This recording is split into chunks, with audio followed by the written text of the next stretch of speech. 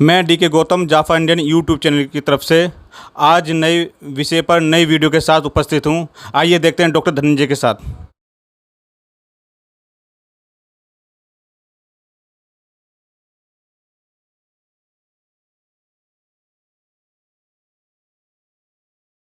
नमस्कार साथियों, आपने मुझसे कोरोना वैक्सीन के बारे में जानना चाहा है। सर्वप्रथम मैं सभी दर्शकों को अपनी तरफ से शुभकामनाएं और उनका हार्दिक स्वागत करना चाहता हूं। हम लोग अपनी व्यस्तता की वजह से काफ़ी दिनों से आपके बीच नहीं आ पा रहे थे, मगर समय मिलते ही आपकी तरफ से जो सवाल पूछे जा रहे हैं, लगातार सवाल पूछे जा रहे हैं हम लोगों से, तो उस संबंध में मैं आपके साथ उपस्थित हुआ हूँ। और सर्वप्रथम मैं कोरोना वैक्सीन के बारे में सबसे ज़्यादा सवाल पूछे जा रहे हैं, सबसे ज़्यादा क्वेरीज़ आ रही है। मैं बताऊं कि कोरोना वैक्सीन मैं बताना चाहूँगा कि कोरोना वैक्सीन पे पूरे विश्व में रिसर्च चल रहा है। सभी देश, चाहे यूके हो, यूएस हो, कनाडा हो, वेस्ट जर्मनी हो, चाइना हो, इंडिया हो, सारी ज़्यादातर देशों में इस कोरोना वैक्सीन के लिए रिसर्च चल रहा है। और बीच बीच में ये जो कन्फ्यूज़न पैदा कर दिया जाता है कि वैक्सीन को कुछ लोग कहते हैं कि सितंबर में आ जाएगा, कुछ कह रहे हैं कि अगस्त में आ जाएगा। मगर क्या है कि वैक्सीन का एक जो ट्रायल होता है वो प्रोटोकॉल है। करीबन 3 फेज़ में इसका ट्रायल होता है, फेज़ 1, फेज़ 2, फेज़ 3। और इन सभी ट्रायलों में जो है वैक्सीन की इफ़िकेसी, उसकी सेफ्टी देखी जाती है। तो इन सभी ट्रायलों को समाप्त होते होते करीबन 1 वर्ष के आसपास लग जाता है। तो आप अंदाज़ लगा सकते हैं कि इतनी जल्दी वैक्सीन आना बाज़ार में संभव नहीं है। इसको लेके आपके बीच, दर्शकों के बीच बहुत कन्फ्यूज़न है, इसीलिए बहुत सारी सवालें पूछी गई है। तो मैं एक एक करके आपके सवालों का जवाब देना चाहूँगा। कुछ लोगों ने ये जानना चाहा है कि ये जो वैक्सीन आएगा इफ़ेक्टिव होगा या नहीं होगा। तो अभी ये कहना बहुत जल्द होगा, क्योंकि अभी वैक्सीन की ट्रायल चल रही है। मगर जो अभी एविडेंसेस आ रहे हैं, जो सूचना आ रही है, उसके अनुसार काफ़ी अच्छा ट्रायल चल रहा है। तो हम उम्मीद करते हैं कि जो कोरोना की वैक्सीन बाज़ार में आएगी तो वो इफ़ेक्टिव रहेगा। दूसरा सवाल ये पूछा गया है कि जैसे बहुत सारे हम वैक्सीन देते हैं तो बीच बीच में बूस्टर 1 साल 2 साल बूस्टर डोज दिया जाता है उसकी इम्यूनिटी को मेंटेन रखने के लिए। तो ये सवाल भी आप लोगों की तरफ से पूछा गया। बहुत अच्छा सवाल है कि क्या कोरोना वैक्सीन में भी बूस्टर डोज की आवश्यकता होगी, क्योंकि इससे बहुत सारे सवाल लिंक्ड हैं। तो देखिए, अभी ये कहना बड़ा मुश्किल है कि कोरोना की जो वैक्सीन होगी उसमें बूस्टर डोज की आवश्यकता होगी या नहीं होगी। ये वो वैक्सीन आने के बाद ही पता चलेगा, फाइनल ट्रायल के बाद ही पता चलेगा।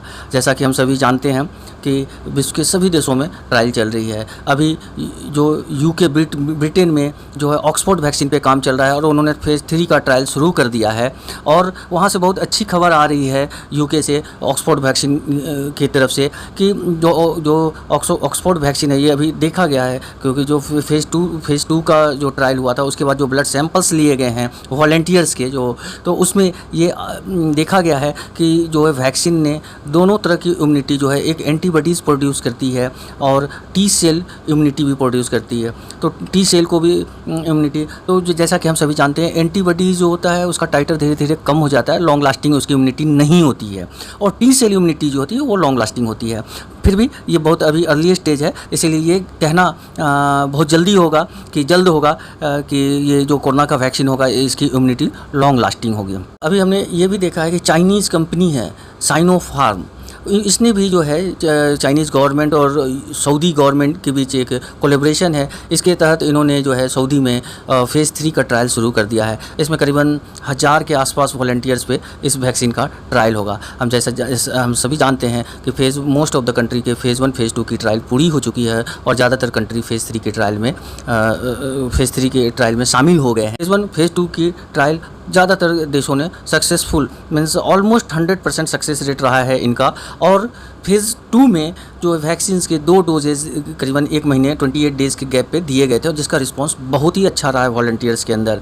फेज़ 3 में इनएक्टिव वायरस जो है, जिसकी विरुलेंस कम कर दी जाती है, उसको जो है ये करीबन 2 स्ट्रेन, वैक्सीन में 2 स्ट्रेन होंगे और इसको 3 हफ्ते के अंतराल पे दिया जाएगा। और उसके बाद जो है ये करीबन 9 महीने से लेकर 1 साल तक वॉलंटियर्स पे इसकी सेफ्टी और इफिकेसी को मॉनिटर किया जाएगा, जज किया जाएगा। उसके बाद फाइनल कंक्लूजन आएगा कि वैक्सीन कितनी इफेक्टिव है, इसकी इम्यूनिटी जो प्रोड्यूस होगा होस्ट में, जो मनुष्य में, वो कितनी लॉन्ग लास्टिंग होगी, बूस्टर डोज की आवश्यकता होगी या नहीं होगी। इन सभी के साथ एक नया विवाद भी शुरू हो गया है। सभी देश जो है एक दूसरे के रिसर्च को पीछे धकेलने की कोशिश में लगे हैं, एक दूसरे के रिसर्च ट्रायल को जो उनके डाटाज़ को जो है हैक करने में, चुराने में लगे हैं। और अभी इसमें नया विवाद आ गया है कि यूएस और Canada, UK, most of the western countries ने जो है रसिया पे आरोप लगा दिया है कि रसिया ने हैकर्स की मदद से जो है उनके वैक्सीन रिसर्च के जो है डाटा, उनकी जो पॉलिसीज़ हैं उनको